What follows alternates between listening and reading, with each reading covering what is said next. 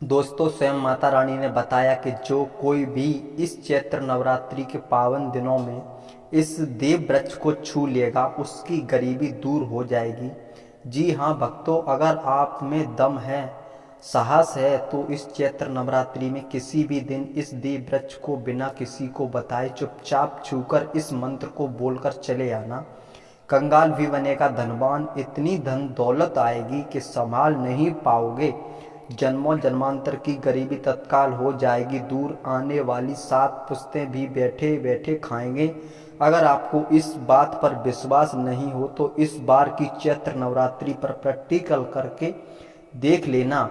आगे आपकी मर्जी भक्तों। आज के इस वीडियो में हम जिन चमत्कारी देव वृक्षों के बारे में करने वाले हैं, उन देव वृक्षों में से चैत्र नवरात्रि पर स्वयं धन की देवी माता लक्ष्मी जी का वास होता है और यह वृक्ष आपके घर के आसपास ही बड़ी आसानी से मिल जाएंगे। इन देव वृक्षों के बारे में स्वयं धन की देवी माता लक्ष्मी ने बताया है कि कोई भी व्यक्ति सही समय पर, सही मुहूर्त पर, सही क्रिया अनुसार चैत्र नवरात्रि के इन पावन दिनों में इस वृक्ष को छूकर चुपचाप आ जाता है तो उसके घर में स्वयं माता लक्ष्मी जी का वास हो जाता है और उसके जीवन में चल रही गरीबी, दुख, कष्ट समाप्त हो जाएंगे। जन्म जन्मांतर की गरीबी तत्काल हो जाएगी दूर। आपके भाग्य 7वें आसमान पर होगा। जहां भी चाहोगे धन दौलत पीछे पीछे आएगी। तो फिर आपसे एक छोटा सा अनुरोध है कि वीडियो को पूरे देखने पर ही 101% लाभ प्राप्ति हो सकती है, इसलिए इस वीडियो को पूरा देखें। यदि आज आपने इस वीडियो ज्ञानवर्धक वीडियो को बीच बीच में से देखा, काट काट कर देखा, तो आपके जीवन में सफलता हासिल भी नहीं होगी और आप पूरे साल परेशान ही रहोगे। आगे आपकी मर्जी भक्तों। इस वीडियो में हम आपको ऐसे पेड़ बताने जा रहे हैं जिन्हें चैत्र की नवरात्रि पावन दिनों में छूने मात्र से आपकी गरीबी तत्काल दूर हो जाएगी। जी हाँ दोस्तों, माता लक्ष्मी की आप पर ऐसी कृपा होगी कि आने वाले समय में आप करोड़पति बन जाओगे। अगर आप चैत्र नवरात्रि पर यह जो पेड़ में बताने जा रहा हूँ उसे छूने मात्र से आपकी गरीबी दूर हो जाएगी। क्योंकि दोस्तों, पूज्य गुरु जी ने अभी अभी अपनी कथा में बताया कि राधा रानी की कथा में गुरु जी ने बताया कि अगर आप इस साल किसी इस वृक्ष को टोने टोटको कर लेते हैं तो आपको रत्ती भर भी फायदा न हुआ हो तो गुरु जी ने बहुत विशेष और रामबाण उपाय बताया है कि चैत्र नवरात्रि पर इस बार 150 साल बाद दुर्लभ संयोग आसान लाल होने वाला है और इस बार 2025 चैत्र नवरात्रि में पूरे 150 वर्षों के बाद पड़ने जा रही है और महाकुंभ में आए साधु संत ने भी इस वृक्ष के बारे में बताया है। जो पेड़ के बारे में हम आपको बताने वाले हैं, अगर आप उसे हमारे बताए अनुसार सही समय और शुभ मुहूर्त पर देखकर छूकर लेते हैं तो यकीन मानिए आपके जीवन में कुछ दिनों बाद धन की वर्षा होने लगेगी। फिर आपके जीवन में आपको उन्नति करने से कोई नहीं रोक पाएगा। आपकी हर मनोकामना पूरी होगी, खुशियों से भर जाएगा आपका घर। यदि आप चैत्र नवरात्रि पर इस देव वृक्ष को छू लेते हैं तो तीनों देव ब्रह्मा विष्णु महेश का आपको आशीर्वाद मिल जाएगा। अगर आज का यह वीडियो पूरा देख लेते हैं तो दोस्तों, आप अपने फायदे के लिए इस वीडियो को पूरा देख लीजिए। आपका जीवन इस चैत्र नवरात्रि पर ना बदल जाए तो दोस्तों मुझे बताना। तो चलिए जानते हैं कि कौन से ऐसे पौधे हैं जिनको चैत्र की नवरात्रि पर छूकर आ जाना है। लेकिन दोस्तों, उससे पहले अगर आप हमारे चैनल पर नए हैं तो सबसे पहले चैनल को सब्सक्राइब कर लीजिए और वीडियो को लाइक करना ना भूलें। साथ ही अपनी राशि को कमेंट बॉक्स में ज़रूर डालें, क्योंकि हम आपकी राशि से जुड़े भाग्य और समस्याओं के बारे में खास उपाय बताते हैं।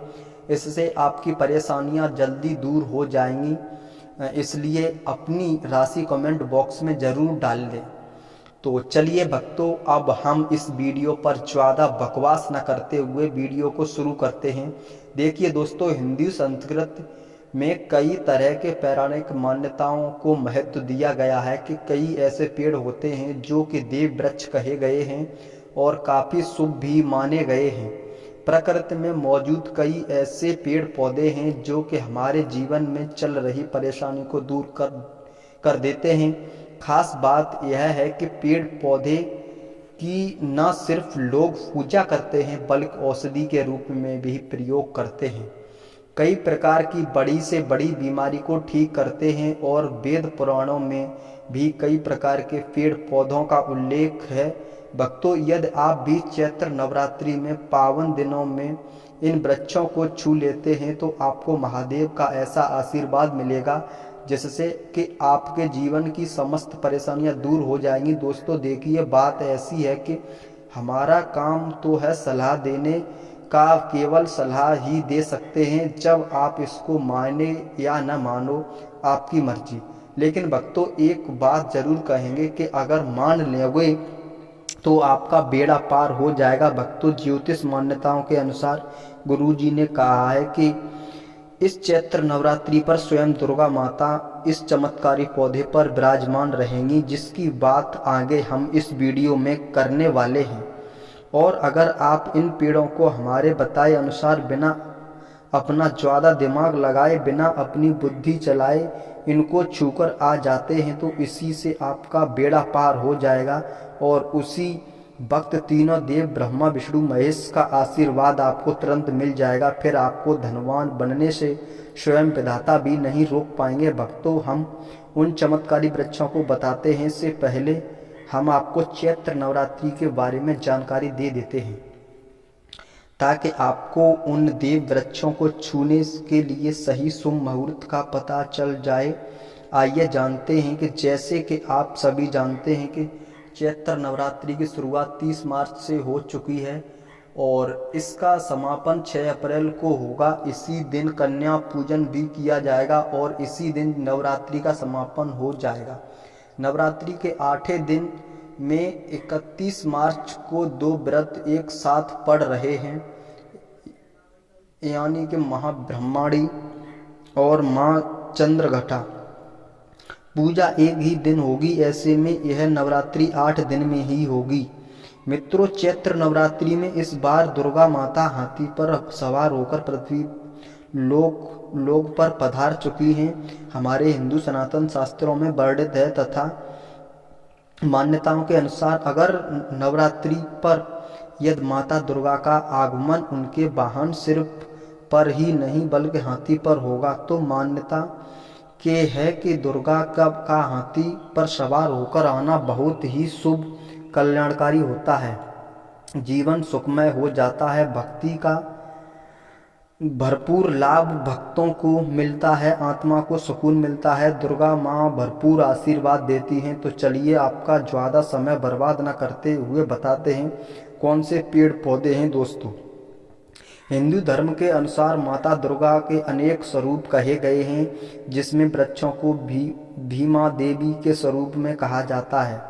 तो आज आप लोगों को ऐसे वृक्ष के बारे में बताऊंगा जिनको चैत्र नवरात्रि में पावन दिनों में छूना बेहद शुभकारी बताया गया है।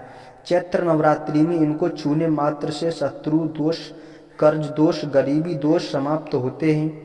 चैत्र नवरात्रि का दिन माता रानी को प्रसन्न करने के लिए सबसे अच्छा समय माना जाता है और चैत्र नवरात्रि पावन पर्व में कुछ ऐसे वृक्ष हैं जो देव वृक्ष कहे गए हैं, देवी वृक्ष कहे गए हैं। यह देवी के स्वरूप में होते हैं, माता काली के स्वरूप होते हैं और हमारे धर्म में पेड़ पौधों को देवी देवताओं मान करके हम इनकी पूजा करते हैं और हमें पूजा भी जरूर करनी चाहिए। विज्ञान भी कहता है पेड़ पौधे मनुष्यों को फ्री में प्राण वायु प्रदान करते हैं और पेड़ पौधे हमें ऑक्सीजन देते हैं और हमारे जो कार्बन डाइऑक्साइड होता है उसे ग्रहण करके सभी प्रकार की जितनी भी नकारात्मक चीज़ें होती हैं उसे अपने अंदर में स्वयं सोख लेता है, हमें ताजगी प्रदान करता है। और चैत्र नवरात्रि के समय में कुछ ऐसे पेड़ पौधे हमारे धर्मशास्त्र में कहे गए हैं जिनको छूने मात्र से व्यक्ति के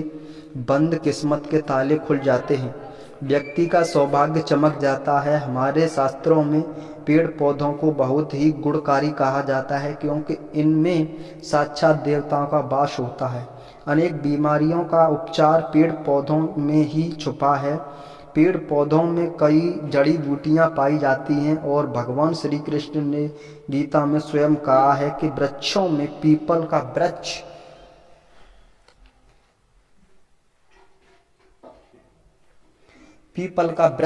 एकदम पवित्र वृक्ष है। अगर इस दिन आप पीपल के वृक्ष को राजा कहा जाता है, क्योंकि पीपल के वृक्ष की जो आय होती है सबसे ज़्यादा होती है, सबसे अत्यधिक होती है। पीपल वृक्ष सर्वशक्तिमान होता है, पूजा पाठ में अत्यधिक इसका महत्व होता है। तो चलिए आज मैं आप लोगों को चैत्र नवरात्रों में छुए जाने वाले वृक्षों के बारे में बताऊंगा।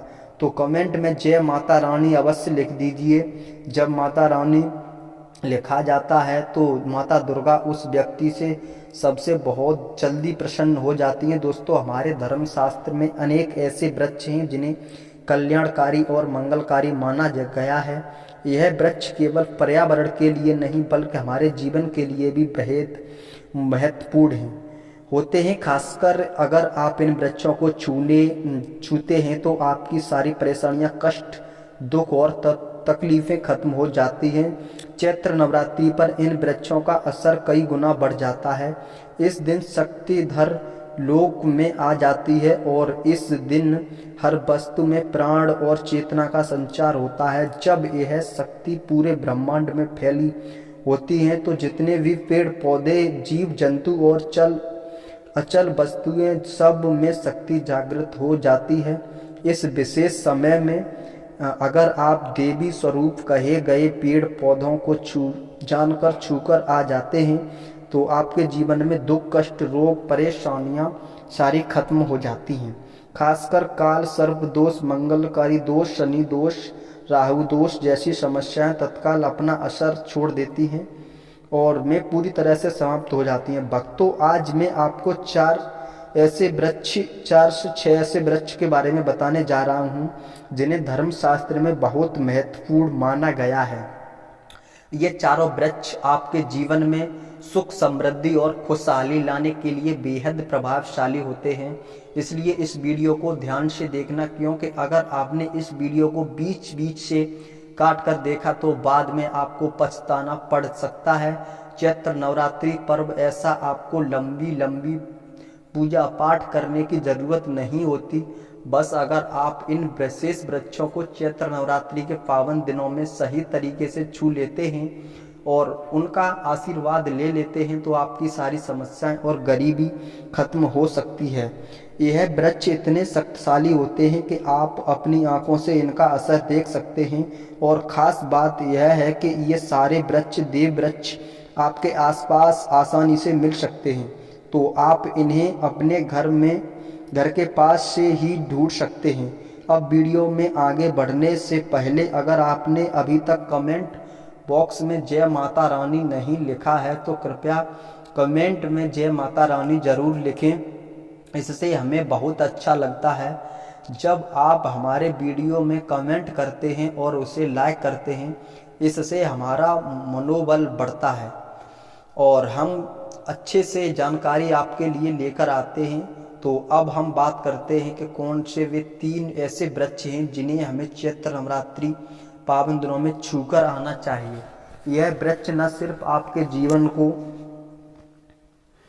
खुशहाल बनाते हैं बल्कि आपकी गरीबी और दर्द को समाप्त कर देते हैं। इसलिए चाहूँगा कि आप चैत्र नवरात्रि किसी भी दिन वृक्षों को जरूर छूकर आ जाना।